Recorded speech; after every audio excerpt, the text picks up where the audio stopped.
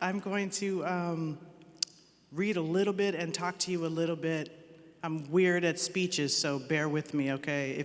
If you could sing the whole speech, it'd really be better.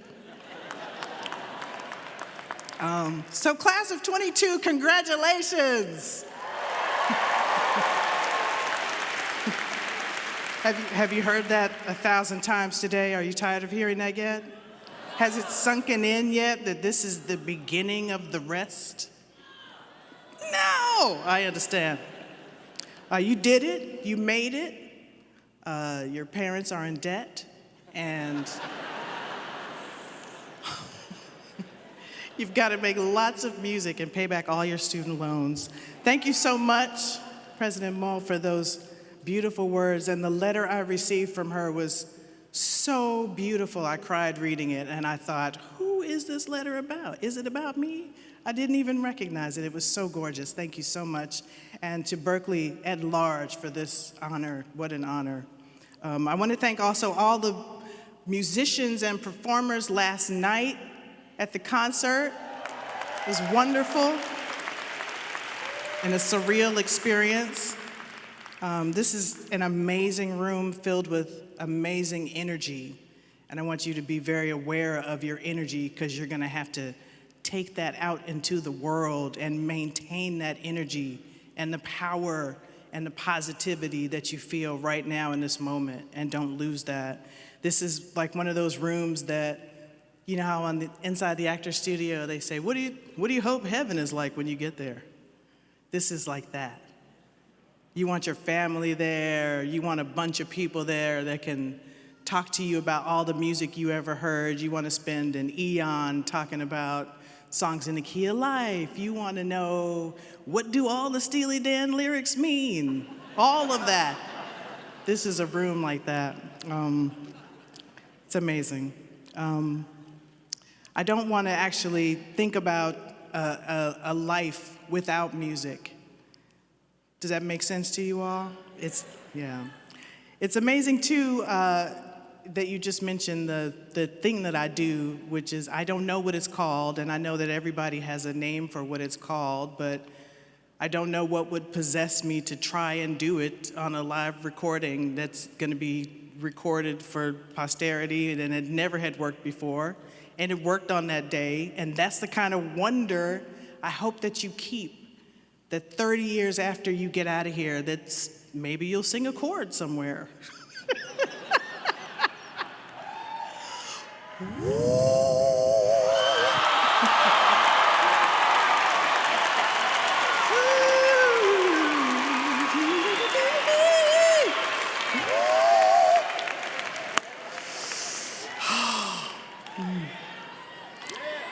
It's amazing.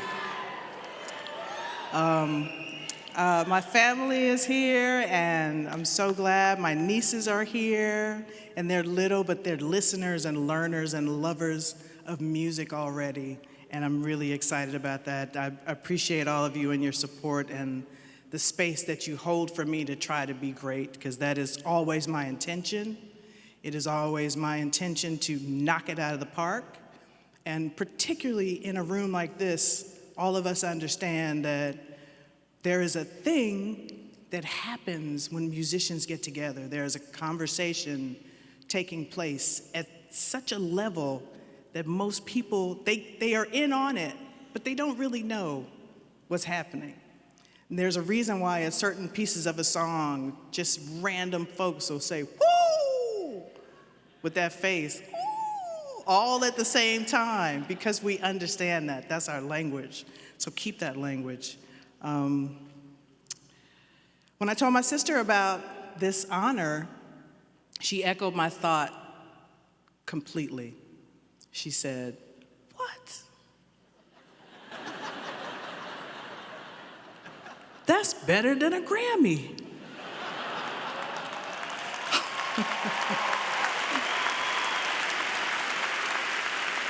Yes. And I mean, don't get me wrong. Don't get it twisted. Grammys are amazing. The first Grammy I ever won was amazing. That was an amazing experience. The second one was tremendous. when they called my name. The third one, I was unsure, because I wasn't sure if it was going to work out. The fourth and fifth one, I won on the same day, and were the second and third Grammys that I won for a live album, which had never happened in the R&B category. And I broke a record on that day. I am the winner of the most traditional rhythm and blues Grammys, which was a record held together by Beyonce and Aretha Franklin.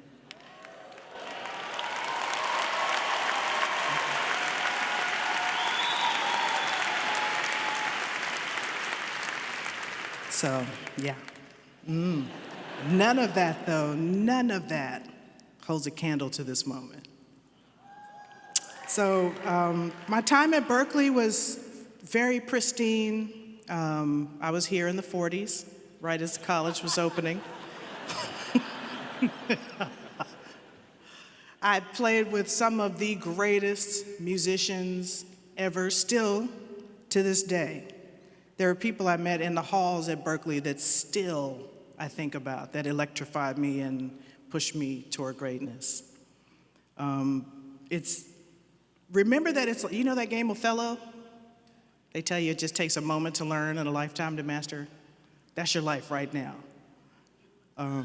So my favorite teacher of all time, do y'all know Maggie Scott? Maggie Scott told me, Lalah, just go to LA, make your disco album, and then come back here and make your jazz album. Go do the disco, have fun doing the disco album, and come back and make the jazz album. So I'm glad she told me that. At that moment, I didn't know that I could do whatever I wanted to do. I had a vision for who I was as an artist, as a musician when I came here, and I'm glad that I wasn't fully in charge of that, because I might have pigeonholed myself. So don't do that to yourselves, okay? That's important for you to remember. You can do whatever you want to do. As soon as you realize what your path is and you are clearly on that path, you're the greatest. I am the greatest of all time, and I know that. There's nothing that can deter me from that. You have to know that for yourself as well, okay? You have done something really great. You have made the choice to share your God-given thoughts and your dreams and your ruminations and your nightmares and your talents. All of that goes into your music. All of that plays into your art. You have taken the next step and a leap of faith toward becoming an alchemist, a storyteller, a game changer, a healer. I hope that you have made an agreement with yourself to be honest and truthful with your art. Do not look to the music industry to tell you that you're an artist.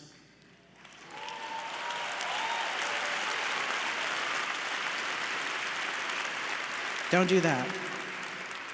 Sometimes you will be really emoting and singing your heart out and playing your heart out, and people will be eating green beans, and they may not pay you, and sound check sucked. There are a lot of things that go into it, but let your passion enter the room before you do.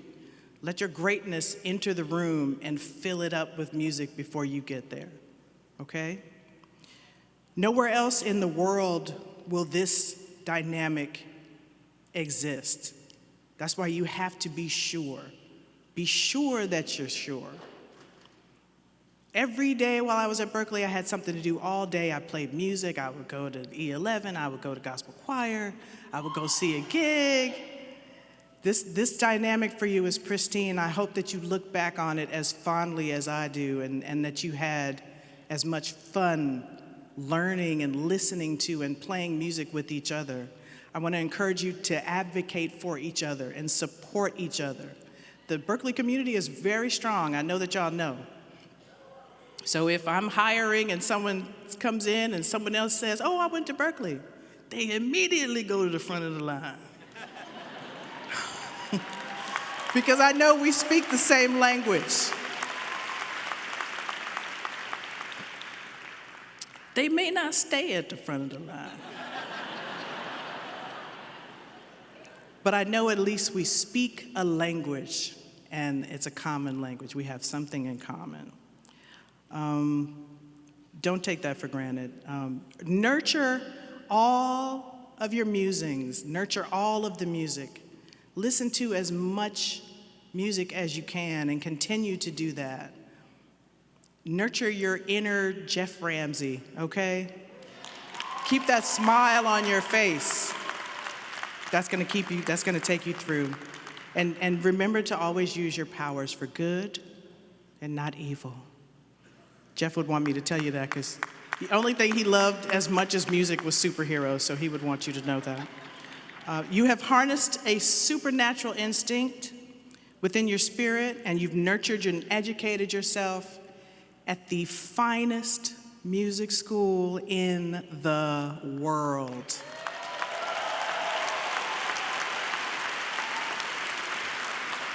So remain a student, remain a listener.